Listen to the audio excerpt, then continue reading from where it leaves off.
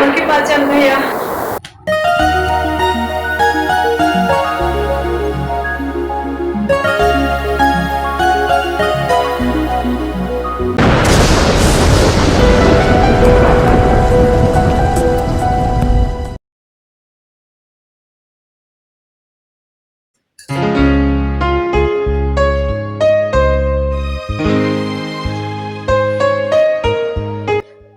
লেখাপড়ায় মন বসছে না, কি যে করি। সামনে আমার পরীক্ষা, এইভাবে যদি লেখাপড়া করি কিভাবে যে পাশ করবো বুঝতে পারছি না।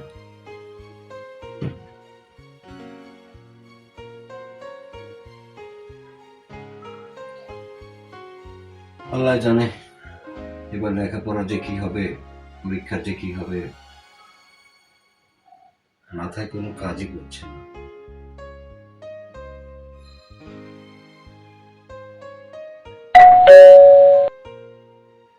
কলিং বেলের আওয়াজ, দেখি তো কি।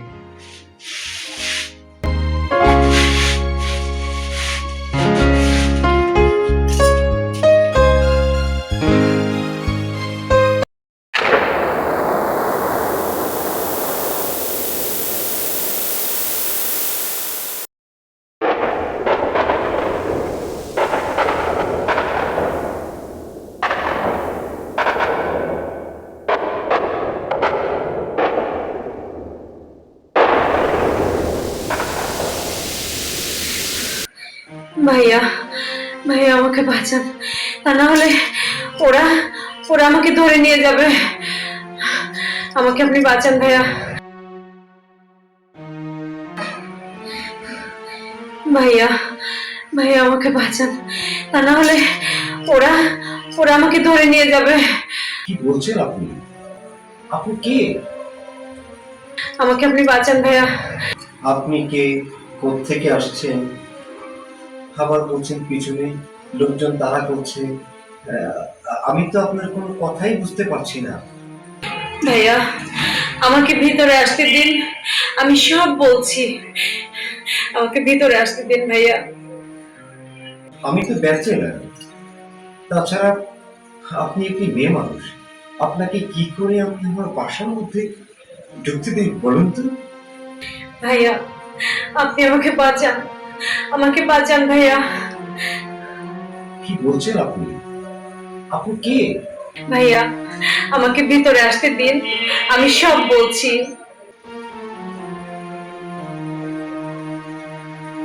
আচ্ছা, আসুন।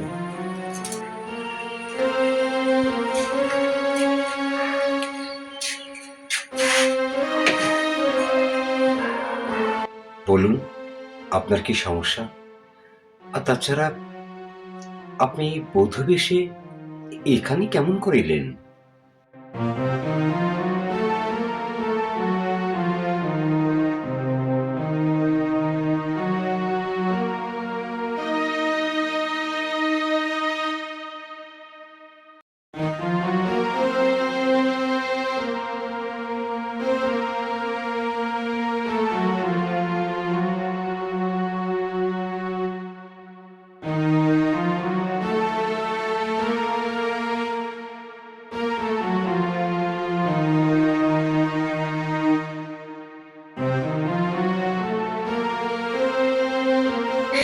ভাইয়া এই মুহূর্তে আমার বয়ফ্রেন্ডকে খুব প্রয়োজন, আপনি আমার এই উপকারটুকু করেন, নাহলে যে আমি মরেই যাব। ওনাকে ফোন করুন। আমি যে ফোনটাই রেখে আসছি, কোন রকম পালিয়ে চলে আসছি, কিন্তু আমার নাম্বারটি মনে আছে। তাহলে নাম্বারটি বলুন। 01712।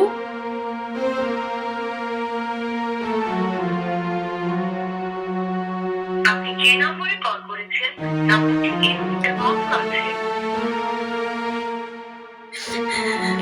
আপনি যে নম্বরে কল করেছেন নম্বরটি এই মুহূর্তে বন্ধ আছে।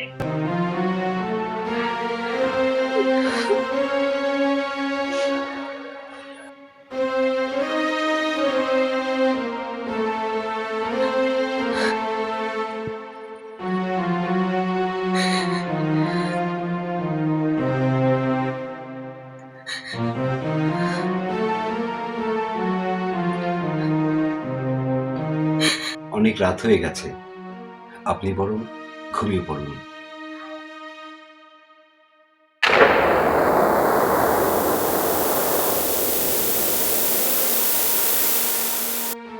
কোনো সমস্যা নেই, আমি ড্রয়িং রুমে ঘুমাবো, আপনি এখানে ঘুমিয়ে পড়ুন। আমি বরং ড্রয়িং রুমে ঘুমাই। আপনি ড্রয়িং রুমে ঘুমাবেন, ব্যাপারটা আসলে কেমন দেখা যায় না? আমি ঘুমাই। আপনি আমার বাড়ির মেহমান, তাছাড়া আপনি অনেক দূর থেকে পরিশ্রম করে এসেছেন, আপনার ঘুমানোটা খুব প্রয়োজন। আমার কষ্ট হোক তাতে কোনো সমস্যা নেই, আমি ড্রয়িং রুমে ঘুমাতে পারবো। আপনি বরং এই রুমটাতে ঘুমিয়ে পড়ুন, দরজাটা লাগিয়ে দিবেন। আরো হ্যাঁ, ডাইনিং এ খাবার রাখা আছে, আপনি তো খানেনই কিছু, খেয়ে দরজাটা লাগিয়ে শুয়ে পড়ুন। If you don't mind, good night, কালকে কথা হবে।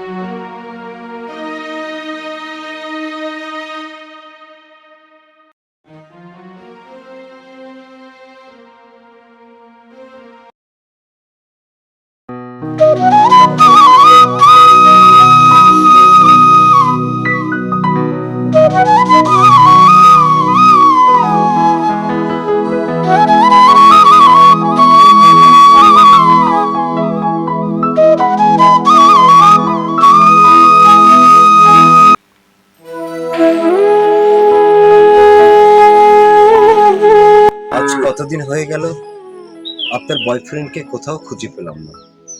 অনেক খুঁজেছি, কিন্তু আসলে তার কোনো হদিসই পাওয়া যায়নি।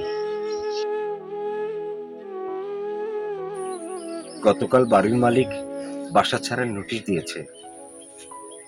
একই ঘরে একজন ব্যাচেলার হয়ে একটি মেয়ে মানুষ, আপনি আমার ঘরে নানান জনে নানান কথা বলে, তাই বাড়িওয়ালা বাসা ছাড়ার নোটিশ দিয়েছে।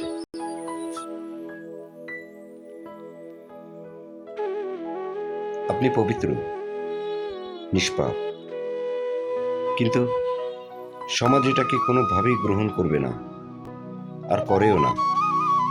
তাই আপনাকে এখান থেকে চলে যেতে হবে। কিছু মনে করবেন না, if you don't mind, please. এছাড়া আমার আর কোনো পথ খোলা নেই, আমাকে আপনি ক্ষমা করে দিবেন।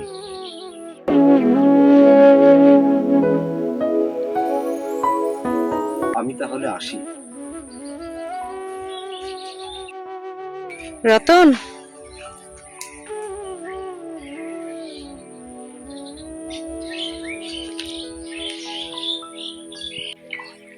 রতন, আমি যাকে ভালোবেসেছি তাকে আপনি খুঁজে পাননি, কিন্তু আমি খুঁজে পেয়েছি।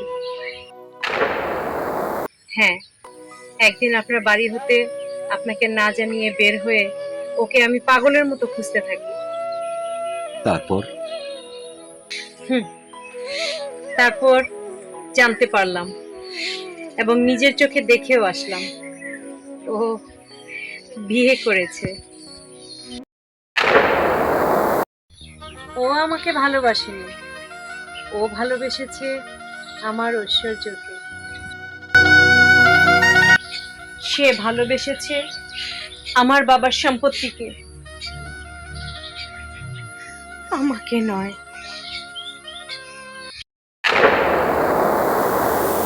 একটি সত্যি কি জানেন, একটা নারীর জীবনে একজন সঙ্গী সব মেয়েরাই চায়। দেখতে স্মার্ট, লম্বা, হ্যান্ডসাম, ফিগার ভালো, তবে সবচেয়ে বড় সত্য এই যে সুন্দর, স্মার্ট, লম্বা, হ্যান্ডসাম কোনো কিছুরই প্রয়োজন হয় না, যদি তার চরিত্র ভালো হয়।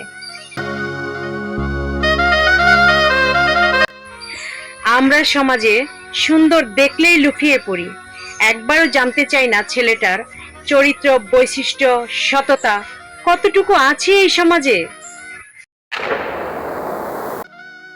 একজন নারীর বেশি প্রয়োজন তাকে, যে সেই নারীটিকে সারা জীবনের জন্য নিরাপত্তা দিতে পারবে,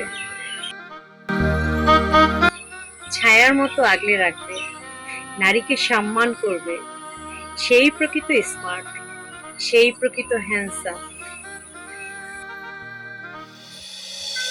সেটা আমি আপনার মাঝে পেয়েছি। আমি আর কোথাও যাব না। আমি ধন সম্পদ কিচ্ছু চাই না। আমি আমার বাবার বাড়িতেও যাব না। আমি আমার স্বর্গের ঠিকানা পেয়ে গেছি। কি বলছেন আপনি? আমি বেকার, তাছাড়া আপনি অনেক বড় লোক। এটা হতে পারে না। আমি সমস্ত ভাবে আমি আপনার খোঁজ নিয়ে দেখেছি যে আপনি অনেক বড় লোক। কোথায় আপনি আর কোথায় আমি? এটা হতে পারে না, কোনোভাবেই হতে পারে না। হ্যাঁ, হতে পারে। আমি আপনাকে তৈরি করব আমার ভালোবাসা দিয়ে, এবং আমি সাকসেস হব, আমার বিশ্বাস। মেম সাহেব, হ্যাঁ রতন।